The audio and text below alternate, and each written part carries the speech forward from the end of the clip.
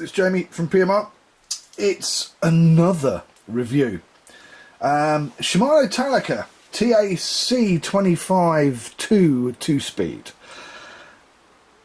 It was sent to me. Yes, it's going to have a mag. Would you believe it? This is most definitely the biggest reel I have ever seen in my life. Apart from one that I've seen for shark fishing, which is really the size of a barrel. But this, and that's port beagle fishing in the UK. But this, the only place that this should really be is strapped to the front bumper or bolted to the front bumper of a Range Rover for pulling out other cars. This is, I mean, look at my hands. It's just, in fact, I'm going to have to bring this out a little bit. I had to use the big mat, and even the big mat is kind of only just big enough. This thing is just, the words Leviathan, Behemoth, absolutely massive. It's bigger than the moon. It's huge. So, well, I've got it. I thought I'd do a review on it, and I'm actually quite surprised with some of the things that I found out about this reel. So let's start. Price in the UK for this reel is around about £540. In the US, it's about $649, which does equate rather well because it is a Japanese stroke Chinese kind of thing. So it's about an equal price in both the US and the UK. Now, the body material, just about every reel that I have done a review on in the last couple of months has had 6061 T6 aircraft grade aluminium. No, this doesn't have that. I had to do a lot of trawling through the internet, and all I could find on this was that the body material, quote, is a one-piece cold forged and machined aluminium cage. Nothing. I could find nothing on what aluminium is actually being used to make this. So please feel free to stick a comment, and anybody that might actually know, I would be very interested to know what it really is made of. Now, the gear ratio on this in high is 5.2 to 1, and that translates to a line retrieve of 46 inches or 116 centimetres per crank in high, and 20 inches or 50 centimetres per crank in low. Now, gear material. We'll find out soon, because I'm going to undo this, take it apart, and we'll have a look at it. But according to what I can find on the net, drum roll please, it's brass.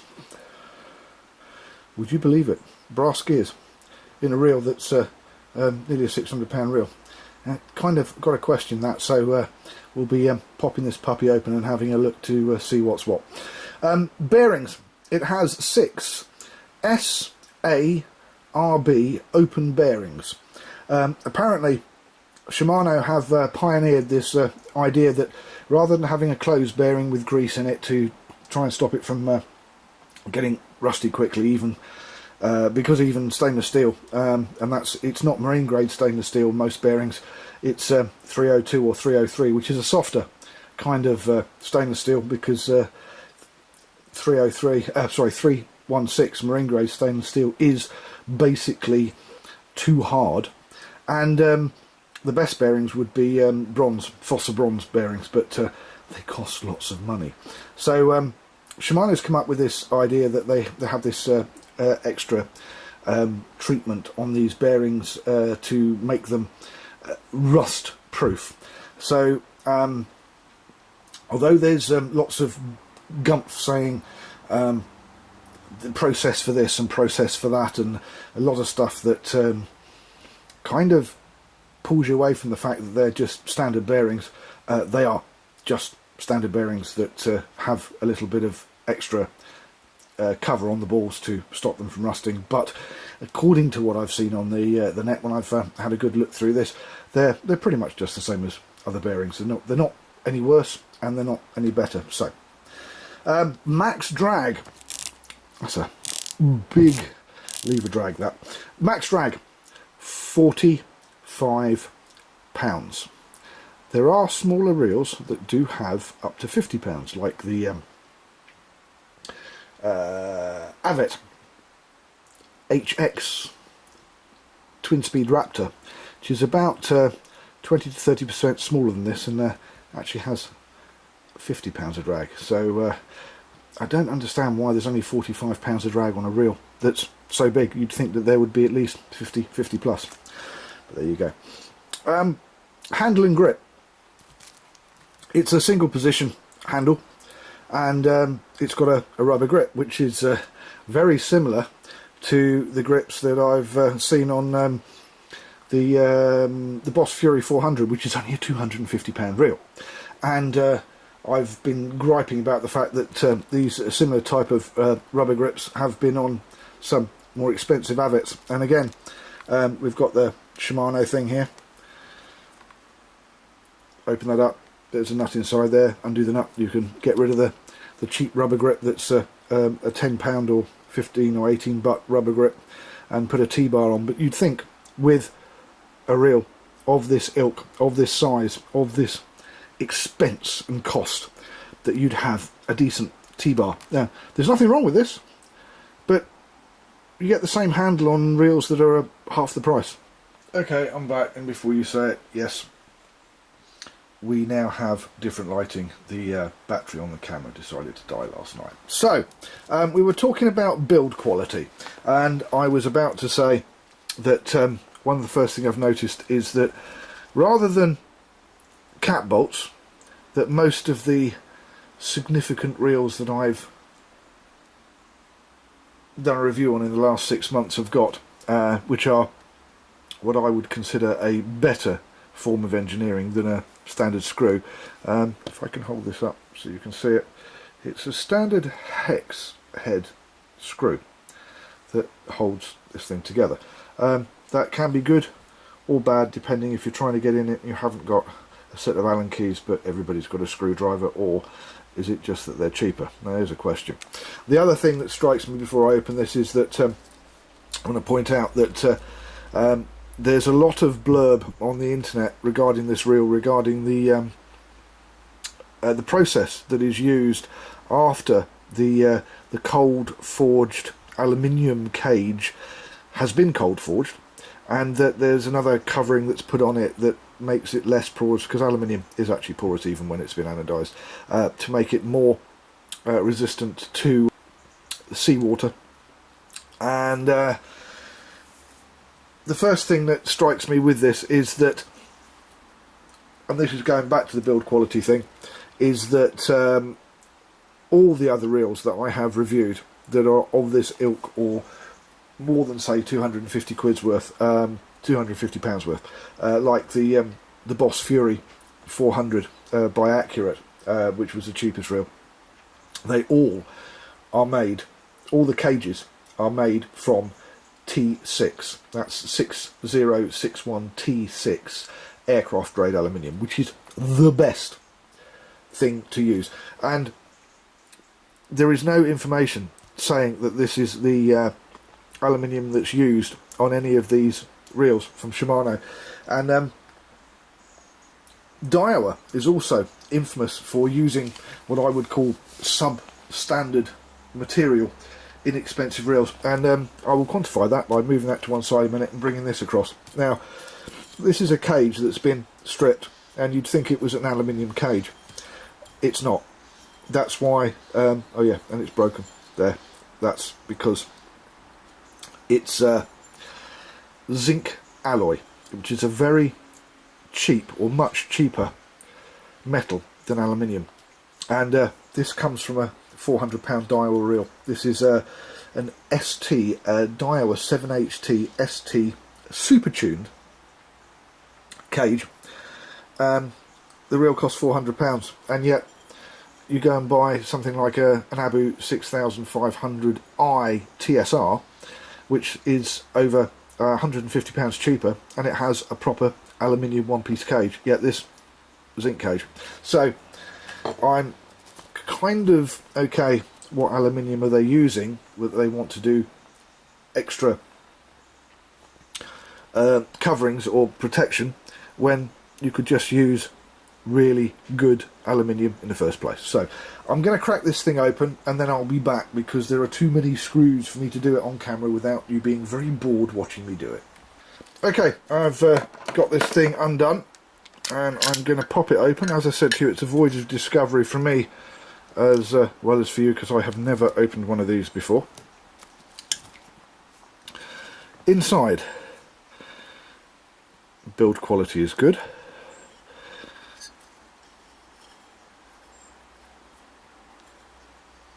I can't see any machine, or very little machine markings. There's a couple of scratches there, and I would imagine that's from where I'm pulling the spool out.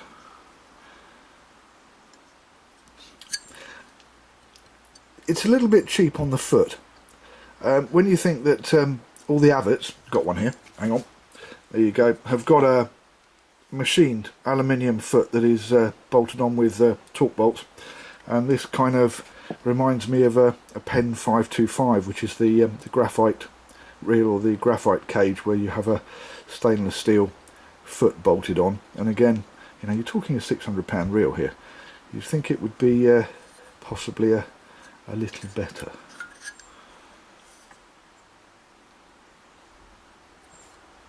Anyway, what else do we have here? The spool is absolutely stupidly massive. But I have to say, not so bad. Oh, look at that. Okay, that for me is a complete and utter deal breaker. Those are brass gears. So, bottom line for me, brass gears, not stainless steel. That's, as I said, complete deal breaker for me. It is reasonably well put together, I have to say, but I would also question the quality of the aluminium, because Shimano's done everything to avoid actually saying what kind of aluminium it is. Is it marine grade aluminium? Is it aircraft grade aluminium? Is it decent aluminium? Or what? Very curious to know. Also, I'm not surprised at finding the brass gears, because when I searched the internet, I could not find anywhere.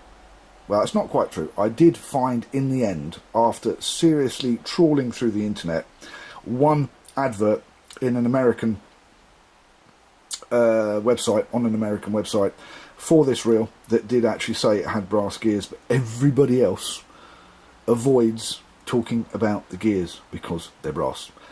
What are brass gears doing in a £600 reel when from £250 up, Avet, Achios, Sigler, Accurate, they've all got stainless steel gears, and stainless steel doesn't cost any more than brass in this day and age. So it's just, obviously brass is easier to machine, but yeah, that's a little bit of a disappointment. So build quality is good, but I can't say very good, and I have to say questionable on a few things. The warranty is a 2-year warranty online if you register your reel online with Shimano, and if you actually look carefully at the warranty, that is a corrosion warranty. That's the 2-year warranty. It's the corrosion on here. That's because they've got an extra covering, sealing the aluminium. But 2 years is not a very long time. Not overly impressed with that. The weight of this reel, and by the way, I'm not going to put it back together again because I am going to be magging this, so it kind of defeats the object, and I'm feeling lazy today. It's 34 ounces or 963 grams. That translates to, it's a kilo. It's a heavy weight. This is the sort of reel that you're going to strap into a fighting chair. Not with those gears, you're not. And you're going to fight big fish, and you're not going to be holding it for hours, because by the time you've got a rod to accompany this, the rod's going to weigh about 1 kilo as well, or at least half a kilo. It's just going to be it's going to be heavy. Your rod and reel, you're going to be talking about 50 ounces, or about 1.5 kilos plus. So spool capacity, yeah, it's a big spool. I mean, look at the size of that. It is absolutely huge. Spool capacity 340 meters of 0.65, 50-pound mono, or 900 meters, nearly 1 kilometer of 65-pound braid. Although I have a feeling with this, if you've got one of these, you're going to put at least 100-pound braid on it, aren't you? Reel cover or bag. There is no reel cover, there is no bag. Clicker tension. Now I've got to put it back together again for the clicker tensioning. See what's what. So, hang on a second.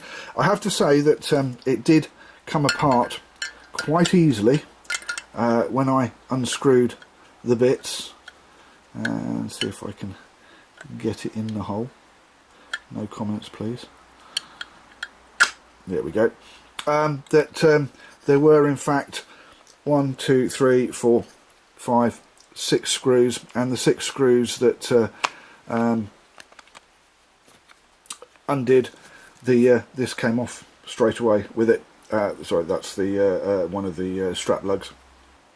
Right, clicker tension.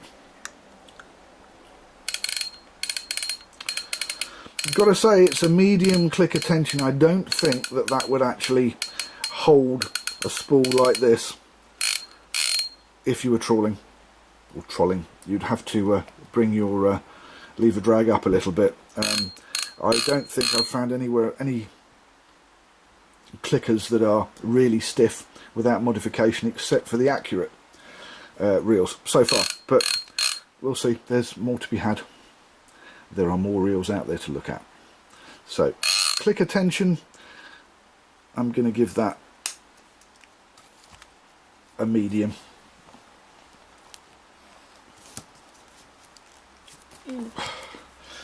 And last but not least, right hand and left hand versions. There is only a right hand version of this reel.